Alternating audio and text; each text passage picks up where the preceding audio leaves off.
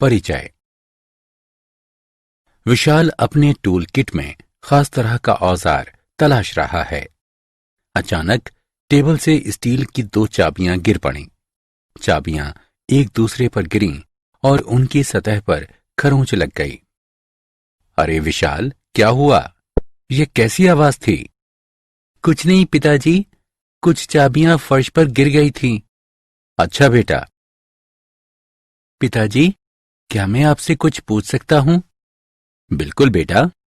पिताजी, जब ये चाबियां एक दूसरे से टकराईं तो उनकी लेप की परत इनसे हट गई। ये कैसा लेप होता है पिताजी? ठीक है बेटा, मैं तुम्हें बताता हूं। ये लेप इलेक्ट्रोप्लेटिंग के द्वारा चढ़ाया जाता है। ये चाबियां स्टील की बनी होती हैं और इलेक्ट्रोप्लेटिंग प्रक्रम द्वारा इन पर जिंक का लेप चढ़ाया जाता है। इलेक्ट्रोप्लेटिंग की मदद से आभूषण, नट बोल्ट, शाफ्ट और पाइपों जैसी बहुत सी वस्तुएं हैं जिन पर दूसरी धातुओं का लेप चढ़ाया जाता है। अच्छा पिताजी, मुझे मेरे सवालों का जवाब मिल गया। मैं इसके बारे में और जानना चाहता हूं। इसे अच्छी तरह से जानने के लिए तुम्हें वैद्युत रसायन का अध्ययन करना चाहिए। विद्यार्थियों, आज हम वैद्युत रसायन का अध्ययन करेंगे। उद्देश्य। इस पाठ के अंत में आप निम्न करने में सक्षम हो जाएंगे। वैद्युत रसायन की व्याख्या करना, वैद्युत रासायनिक सेल को समझना, लवण सेतु की विशेषताएं जानना, वैद्युत रासायनिक सेल का वर्णन करना, इलेक्ट्रोड विभव का वर्णन करना, सेल के ईएमएफ की गणना करना, मानक हाइड्रोजन इलेक्ट्रोड की व्याख्या करना, नेंस्टर समीकरण की गणना करना, गिब्स ऊर्जा की गणना करना, विद्युत अपघटन को वर्गीकृत करना, वैद्युत प्रतिरोध और संवाहकता की गणना करना, सेल नियतांक की गणना करना, कोल-राउश नियम की व्याख्या करना। परिभाषा। रसायन विज्ञान की वो शाखा जिसमें वैद्युत ऊर्जा और रासायनिक ऊर्जा के संबंधों का अध्ययन किया जाता है और एक से दूसरे स्वरूप में ऊर्जा का आंतरिक रूपांतरण होता है, उसे वैद्युत रसायन कहते हैं। वैद्युत रसायन पर बड़े स्तर पर रासायनिक रूपांतरण और औद्योगिक प्रक्रम आधारित है। उदाहरण: अभिक्रियाई धातुओं का निष्कर्षण, धातुओं का शुद्धिकरण और धातुओं की इलेक्ट्रोप्लेटिंग।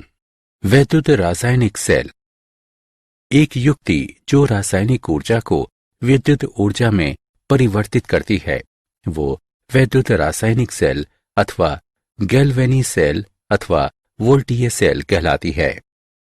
किसी वैद्युत रासायनिक सेल में प्रत्यक्ष तरीके से स्वतः प्रवर्तित अभिक्रिया होती है और स्वतः प्रवर्तित रासायनिक प्रक्रम के दौरान विद्युत ऊर्जा के रूप में मुक्त ऊर्जा में कमी लाती है। संरचना। जिंक की एक छड़ी को ZnSO4 के विलयन में और कॉपर की एक छड़ी को CuSO4 के विलयन में डुबोया जाता है और इसके लिए 2 अलग अलग बीकर लिए जाते हैं। जिंक और कॉपर की छड़ियां इलेक्ट्रोड की तरह काम करती हैं और उन्हें एक वोल्ट मीटर के माध्यम से संयोजक तार से जोड़ दिया जाता है। दोनों वैद्युत अपघटनीय विलयन को लवण सेतु से जोड़ दिया जाता है। ये कांच की उल्टी यू आकार की नली होती है जो कुछ विद्युत अपघटन का गर्म सांद्र विलयन होता है। वैद्युत रासायनिक सेल की क्रिया। ऑक्सीकरण। विलयन में जिंक की छड़ी का भार कम हो जाता है और जिंक ठोस विलयन में चला जाता है। धातु जिंक के जलीय घोल में इस प्रकार विघटित नहीं होता है, अतः ये Zn की घात 2 धन आयन में रूपांतरित हो जाता है। जिंक का जिंक आयन में ऑक्सीकरण होता है। न्यूनीकरण। कॉपर ठोस की फिल्म कॉपर छड़ पर निक्षेपित हो जाती है। इसका अर्थ यह हुआ कि विलयन में वर्तमान Cu2 धन आयन कॉपर ठोस में रूपांतरित हो जाता है। Cu2 धन आयन का कॉपर ठोस में न्यूनीकरण होता है। जिस परिपाटी में विद्युत अपघटन पर ऑक्सीकरण की क्रिया होती है वो एनोड कहलाता है, और जब इलेक्ट्रोड पर न्यूनीकरण होता है तब वो कैथोड कहलाता है। इस वैद्युत रासायनिक सेल में जिंक छड़ एनोड और कॉपर छड़ कैथोड है। विद्युत रासायनिक सेल में अवलोकन। वोल्टमीटर 1.10 वोल्ट के पठन के साथ विचलन प्रदर्शित करता है, जो संकेत देता है कि दो इलेक्ट्रोडों और परमाणु रहित धारा के विभवांतर हैं और कॉपर से जिंक छड़ की दिशा में परिपथ पूरा करता है। कुछ समय बाद कॉपर की एक फिल्म कॉपर छड़ पर निक्षेपित हो जाती है। पता चलता है कि जिंक छड़ की वजन में कमी हो गई है। लवण सेतु की विशेषताएं। लवण सेतु परिपथ पूरा होने पर धारा का प्रवाह करता है। ये आयन के प्रवाह को अनुमति देता है, लेकिन विलयन के प्रवाह को अनुमति नहीं देता। लवण सेतु वैद्युत अपघट्य विलयन की वैद्युत तटस्थता पुनर्स्थापित करता है। लवण सेतु में विद्युत अपघटन का ऋणायन धनाग्र विलयन से गुजरता है और लवण सेतु में विद्युत अपघटन का धनायन ऋणाग्र विलयन से होकर विद्युत स्थिरता का अनुरक्षण करता है। इस प्रकार लवण सेतु आवेशों के संचयन से बचाता है और परिपथ में धारा के प्रवाह का अनुरक्षण करता है। विद्युत रसायन सेल का प्रतिनिधित्व। किसी गैल्वेनोमीटर सेल पर विद्युत रसायन सेल को निम्न ढंग से प्रस्तुत किया जा सकता है। लवण सेल को दो उदग्र रेखाओं द्वारा प्रस्तुत किया जाता है।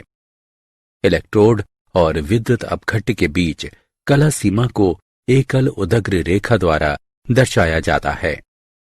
लवण सेतु के वाम हस्त दिशा पर एनोड लिखा जाता है। इसे उस धातु के संकेत के रूप में लिखा जाता है और उसके बाद आयन का संकेत लिखा जाता है, जो साम्यावस्था में होता है। लवण सेतु के दक्षिण हस्त दिशा पर कैथोड लिखा जाता है। इसे पहले आयन के संकेत के रूप में लिखा जाता है और उसके बाद धातु का संकेत लिखा जाता है, जो साम्यावस्था में होता है। इलेक्ट्रोड विभव। किसी विलयन में धातु और इसके आयन के बीच विद्युत विभवांतर इलेक्ट्रोड विभव कहलाता है। जब किसी धातु के पत्थर को इसके अपने आयन के विलयन के संपर्क में लाया जाता है तो 3 प्रक्रम के होने की संभावनाएं रहती हैं। धातु आयन Mn धन धातुई पत्थर के साथ टकराता है और बिना परिवर्तन के लौट आता है।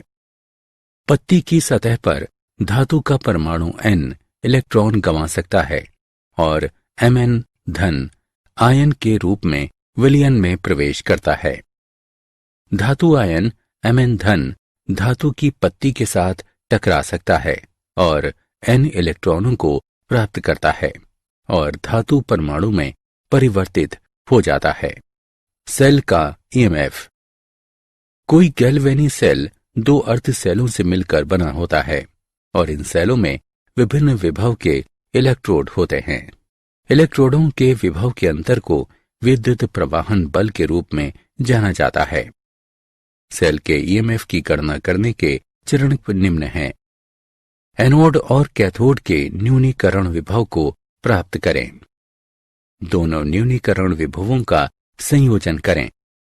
सेल का EMF बराबर कैथोड का न्यूनीकरण विभव घटा एनोड का न्यूनीकरण विभव। ई सेल बराबर ई कैथोड घटा ई एनोड, अथवा ई सेल बराबर ई दायां घटा ई बायां। हाइड्रोजन इलेक्ट्रोड का मानक SHE। इस पर प्लेटिनम ब्लैक के साथ प्लेटिनम इलेक्ट्रोड की परत चढ़ी रहती है। प्लेटिनम इलेक्ट्रोड 1m सांद्रण के H धन आयन के घोल में डूबा रहता है। एक परमाणु के दबाव में शुद्ध हाइड्रोजन गैस से 298 केल्विन ताप पर बुलबुला कराया जाता है। प्लेटिनम इलेक्ट्रोड निष्क्रिय रहता है। आधी अभिक्रिया इसकी सतह पर होती है और जिसके द्वारा इलेक्ट्रॉन का आवागमन होता रहता है। हाइड्रोजन इलेक्ट्रोड एनोड अथवा कैथोड की तरह काम करता है, जो दूसरे इलेक्ट्रोड पर निर्भर करता है जिससे वो जुड़ा होता है। यदि SHE एक एनोड की तरह काम करता है तो इस पर ऑक्सीकरण की क्रिया होती है। एनोड अर्ध सेल को प्रदर्शित करता है। यदि SHE एक कैथोड की तरह काम करता है तो इस पर न्यूनीकरण की क्रिया होती है। कैथोड अर्ध सेल को प्रदर्शित करता है। मानक हाइड्रोजन इलेक्ट्रोड का इलेक्ट्रोड विभव 0 की तरह लिया जाता है। वैद्युत रसायन श्रृंखला। हाइड्रोजन इलेक्ट्रोड का मानक इलेक्ट्रोड विभव 0 रखकर इलेक्ट्रोड की बड़ी संख्या के मानक इलेक्ट्रोड विभव का निर्धारण किया जाता है।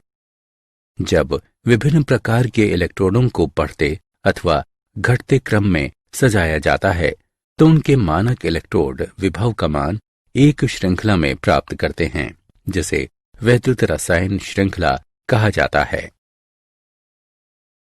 नैनसर्ट समीकरण।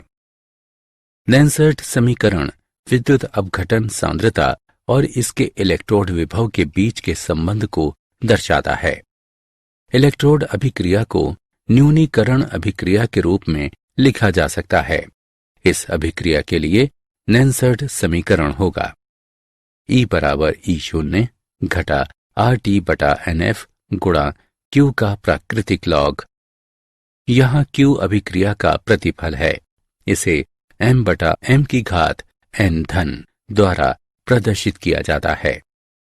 लेकिन उपयुक्त समीकरण में Q का मान रखने से हम पाते हैं E बराबर E0 घटा 2.303 RT बटा NF गुणा m बटा m की घात n धन, जहां E बराबर दिए हुए विद्युत अपघटन की सांद्रता के अंतर्गत इलेक्ट्रोड विभव, E0 बराबर मानक इलेक्ट्रोड विभव, n बराबर अभिक्रिया में शामिल इलेक्ट्रॉनों की संख्या, T बराबर केल्विन स्केल पर तापमान, F बराबर 1 फैराडे, R बराबर गैस नियतांक।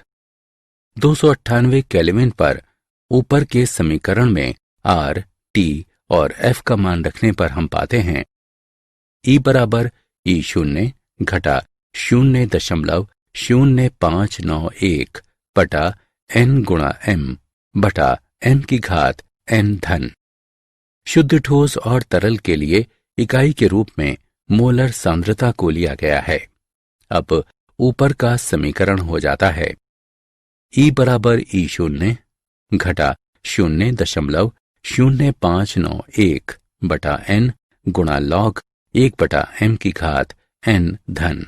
नैनसर्ट समीकरण और सेल का EMF। अमानक अवस्था में इलेक्ट्रोड से संरचित सेल का EMF होगा E सेल बराबर E0 सेल घटा 2.303 RT बटा NF गुणा लॉग Q। 298 केल्विन पर यह समीकरण हुआ E सेल बराबर E0 सेल घटा 0.0591 बटा n गुणा log Q।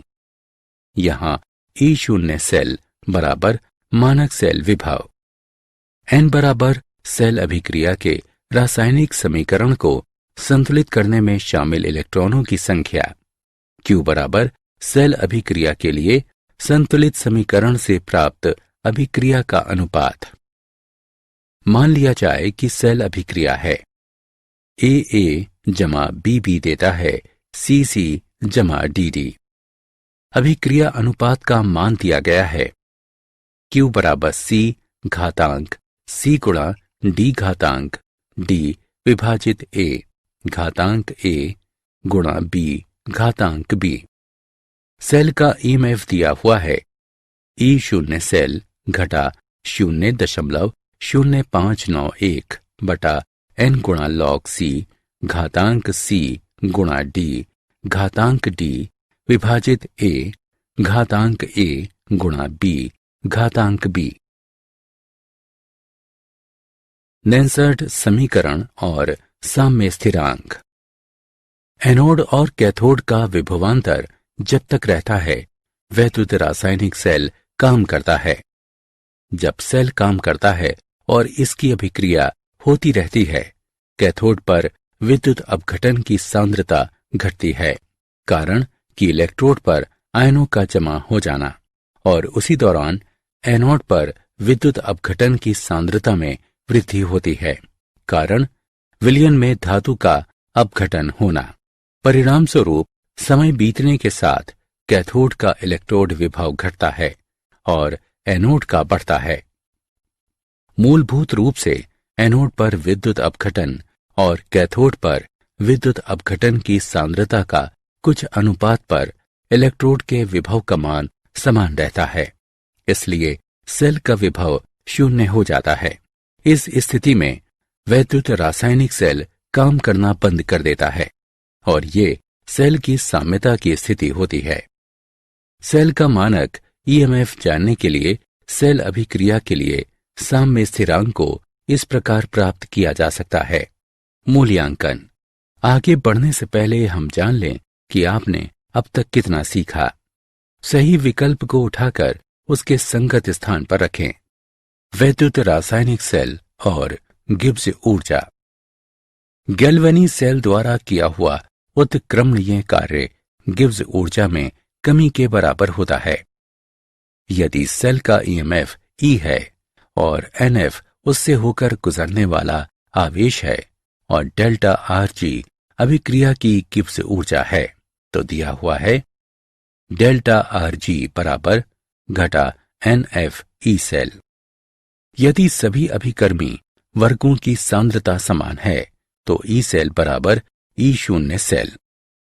Delta R G बराबर घटा एनएफ ई शून्य सेल। ई शून्य सेल के मान की गणना करने पर हमें डेल्टा आर जी शून्य अभिक्रिया की मानक गिब्स ऊर्जा का मान प्राप्त होता है।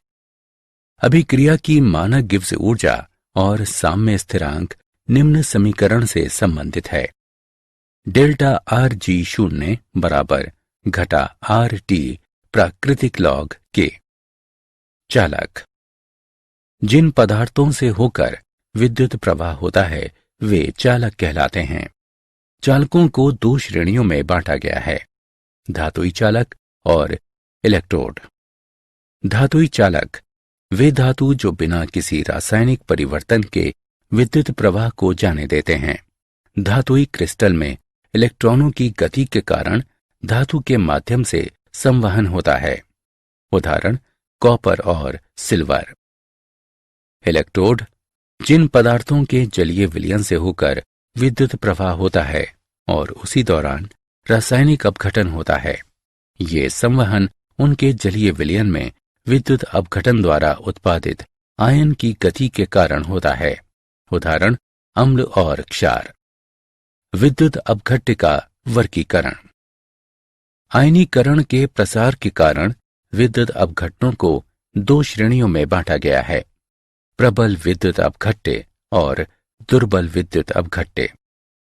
प्रबल विद्युत अपघट्य ये अपने जलीय विलयन में पूरी तरह आयनित होते हैं, उदाहरण के लिए HCl, NaOH और KCl। दुर्बल विद्युत अपघट्य वे जलीय विलयन में आयनित होते हैं और इनके आयनन के निम्न अंश होते हैं। बिना अलग किए हुए अणुओं के साथ इनके जलीय विलयन साम्य अवस्था में आयन से युक्त होते हैं।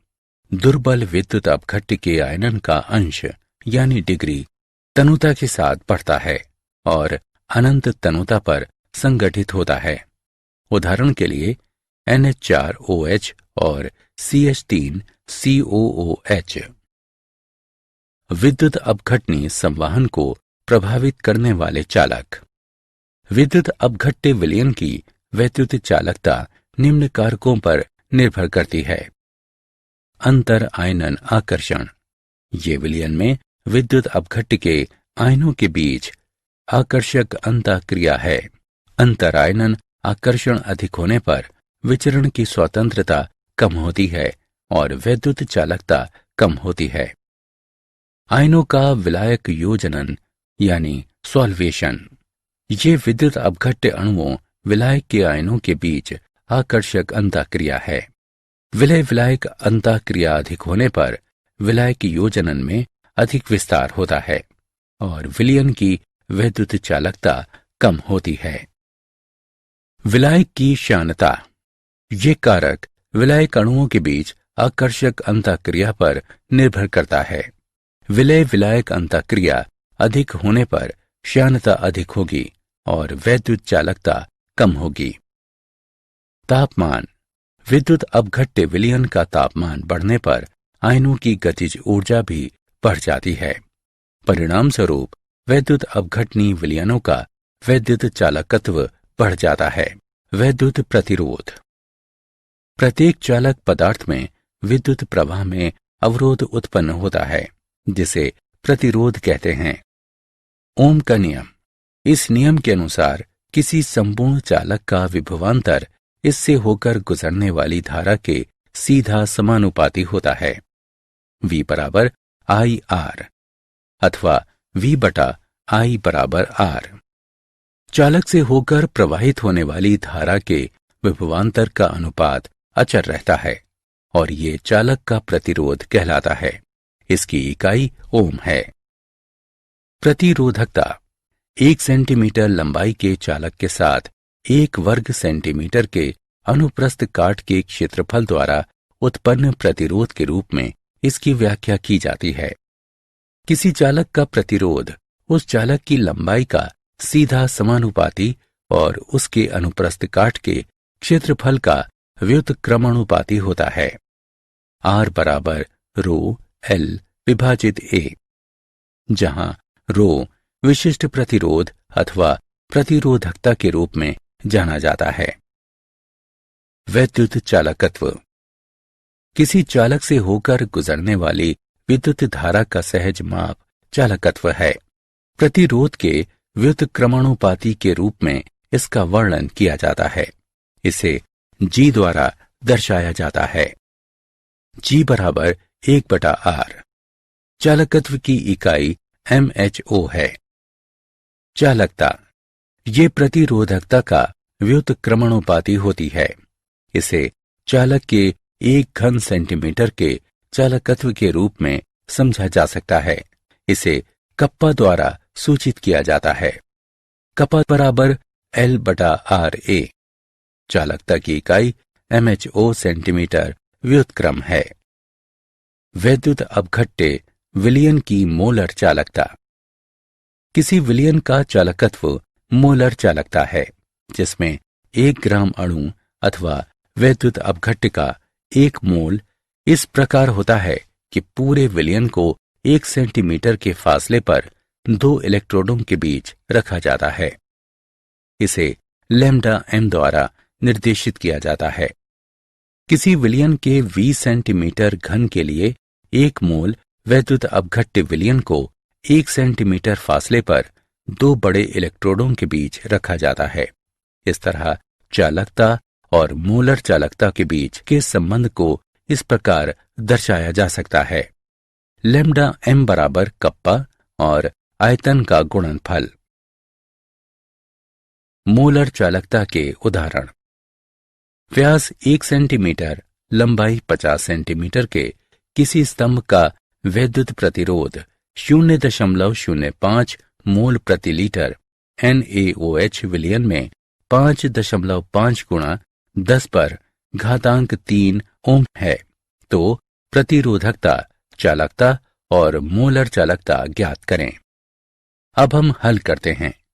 यहां दिए हुए मान हैं R बराबर 5.5 गुणा 10⁻³ ओम, C बराबर 0.05 मोल प्रति लीटर, R बराबर 0.5 सेंटीमीटर, L बराबर 50 सेंटीमीटर। हम जानते हैं कि क्षेत्रफल बराबर पाई R वर्ग। मान रखने पर हम पाते हैं क्षेत्र बराबर 0.785 वर्ग सेंटीमीटर। हम जानते हैं कि R बराबर रो L बटा A। मान रखने पर हम पाते हैं प्रतिरोधकता बराबर 87.135 ओम सेंटीमीटर। हम जानते हैं कि चालकता प्रतिरोधत्व का व्युत्क्रमणुपाती होता है। मान रखने पर हम पाते हैं चालकता बराबर 0.01148 सीमेन सेंटीमीटर व्युत्क्रम। हम जानते हैं कि मोलर चालकता बराबर कप्पा गुणा 1000 विभाजित C। मान रखने पर हम पाते हैं मोलर चालकता बराबर 229.6 सीमेन वर्ग सेंटीमीटर मोल व्युत्क्रम। वैद्युत चालकता के मापन। वैद्युत अपघटनी विलयन का प्रतिरोध व्हीटस्टोन ब्रिज पद्धति से मापा जाता है। वैद्युत अपघट्य विलयन युक्त चालकता सेल के एक सिरे को व्हीटस्टोन ब्रिज से जोड़ा जाता है। इसमें 1500 से 3000 चक्रीय आवृत्ति परास की प्रत्यावर्ती विद्युत धारा प्रवाहित की जाती है। यहां दिष्ट धारा का उपयोग नहीं होता है क्योंकि इसका कारण वैद्युत अपघटन है और ध्रुवण प्रभाव के कारण इलेक्ट्रोड के नजदीक वैद्युत अपघनी विलयन में परिवर्तन है। प्रतिरोध R1, R3 और R4 को इस प्रकार व्यवस्थित किया जाता है कि एक रिक्त बिंदु प्राप्त होता है। रिक्त बिंदु को संसूचक P द्वारा निर्देशित किया जाता है। रिक्त बिंदु पर R1 बटा R2 बराबर R3 बटा R4। R2 वैद्युत अपघटनी विलयन का प्रतिरोध है। R2 बराबर R1 गुणा R4 विभाजित R3।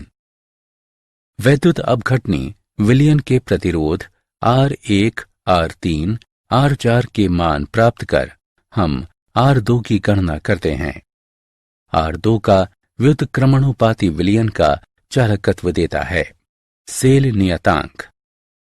सेल नियतांक बराबर होता है चालकता बटा चालकत्व के। इसे G एस्टेरिस्क द्वारा प्रदर्शित किया जाता है। इसकी व्याख्या इकाई सेंटीमीटर व्युत्क्रम के रूप में की जाती है। जिस मानक विलयन की चालकता ज्ञात होती है, चालकत्व के माप द्वारा उसके सेल नियतांक का मान प्राप्त करना आसान हो जाता है। इस उद्देश्य के लिए KCl के मानक सेल का उपयोग होता है। विभिन्न सांद्रता और तापमानों में जिसकी चालकता ज्ञात होती है। सेल नियतांक बराबर 0.012886 बटा x। एक बार सेल नियतांक ज्ञात हो जाने पर वैद्युत अपघटनी विलयन के चालकत्व अथवा प्रतिरोध से चालकता की गणना की जा सकती है। सांद्रण के साथ चालकता एवं मोलर चालकता में परिवर्तन। सांद्रण के साथ चालकता में परिवर्तन। वैद्युत अपघट्य के 1 सेंटीमीटर घन के चालकत्व को चालकता की तरह समझा जा सकता है। तनुता में वृद्धि के साथ 1 सेंटीमीटर घन में आयनों की संख्या में विलयन कम होता है। वैद्युत अपघट्य विलयन की चालकता भी तनुता बढ़ने के साथ घटती है। सांद्रण के साथ मोलरता में परिवर्तन। समान सांद्रण के लिए कठोर वैद्युत अपघट्य लैम्डा m के मान दुर्बल वैद्युत अपघट्य की तुलना में अधिक होता है। तनुता के साथ वैद्युत अपघट्य की मोलर चालकता बढ़ती है। दुर्बल वैद्युत अपघट्य की तुलना में कठोर वैद्युत अपघट्य के लिए लैम्डा m की सापेक्ष वृद्धि का मान अपेक्षाकृत कम होता है। सांद्रण के साथ मोलर चालकता की ग्राफीय प्रस्तुति। KCl कठोर वैद्युत अपघट्य और CH3 COOH दुर्बल वैद्युत अपघट्य हैं। एक ग्राफीय प्रस्तुतिकरण सांद्रण के साथ मोलर चालकता के परिवर्तन को दर्शाता है। कठोर वैद्युत अपघट्य में जब सांद्रण 0 होता है, मोलर चालकता एक निश्चित मान प्राप्त करता है जो सीमित मोलर चालकता के रूप में जाना जाता है। इस मान को लैम्डा 0m से दर्शाया जाता है। एसिडिक अम्ल की तरह निर्बल वैद्युत अपघट्य के मामले में सीमित मान प्राप्त हो, इसके लिए कोई संकेत नहीं मिलता है, क्योंकि जब सांद्रण 0 हो जाता है तो ग्राफ लगभग y अक्ष के समानांतर हो जाता है। कोलराउश का नियम। कोलराउश के नियम के अनुसार किसी असीम तनुता में जब वैद्युत अपघट्य पूरी तरह अलग हो जाता है तो वैद्युत अपघट्य के लिए प्रत्येक आयन निश्चित योगदान देता है, विपरीत प्रकृति के अन्य आयन के साथ जुड़ा होता है। असीम तनुता पर किसी वैद्युत अपघट्य की मोलर चालकता को इसके अलग आयनों के योगदानों के योग के रूप में व्यक्त किया जा सकता है। हमें लगता है लैम्डा नॉट धनात्मक और लैम्डा नॉट ऋणात्मक धनायन एवं ऋणायन की सीमांत मोलर चालकता को प्रदर्शित करता है। असीमित तनुता पर वैद्युत अपघट्य की सीमांत मोलर चालकता दी हुई है। V धनात्मक लैम्डा नॉट धनात्मक, V ऋणात्मक लैम्डा नॉट ऋणात्मक। जहां V धनात्मक और V ऋणात्मक प्रत्येक इकाई सूत्र द्वारा धनात्मक आयन और ऋणात्मक आयनों की संख्या प्रदर्शित करते हैं। कोलराउश नियम के अनुप्रयोग। कोलराउश नियम के कुछ महत्वपूर्ण अनुप्रयोग निम्न हैं। दुर्बल वैद्युत अपघट्य की सीमांत मोलर चालकताओं की गणना। दुर्बल वैद्युत अपघट्य के सीमांत पृथक्करण की गणना। दुर्बल वैद्युत अपघट्य के पृथक्करण नियतांक की गणना। अल्प घुलनशील लवण की घुलनशीलता तय करना। जल के आयनन उत्पाद की गणना। क्या आप जानते हैं, यदि दो पात्र एक दूसरे से अलग हैं तो बिना लवण सेतु के धनायन और ऋणायन साम्यता प्राप्त करते हैं और इससे किसी तरह की विद्युत धारा का बहाव नहीं होता है। विलियम निकोलसन और जॉन विल्हेम राइटर ने सन 1800 ईस्वी में वैद्युत अपघटन द्वारा हाइड्रोजन और ऑक्सीजन को पानी से अलग करने में सफलता पाई थी। किसी संतुलित सेल समीकरण में स्टोकियोमीटर के गुणांक में परिवर्तन E0 मान के लिए नहीं बदलता है, क्योंकि मानक इलेक्ट्रोड विभव इंटेंसिव प्रॉपर्टी है। कोलराउश ने वैद्युत अपघट्य की चालकत्व गुण की खोज की थी। साथ ही उन्होंने प्रत्यास्थता, तापीय प्रत्यास्थता और तापीय संवाहन का आविष्कार किया था। सारांश। आइए हमने जो कुछ सीखा है उसे संक्षेप में दोहराएं। रसायन विज्ञान की वो शाखा जिसमें वैद्युत ऊर्जा और रासायनिक ऊर्जा के संबंधों का अध्ययन किया जाता है और एक से दूसरे स्वरूप में ऊर्जा का आंतरिक रूपांतरण होता है, उसे वैद्युत रसायन कहते हैं।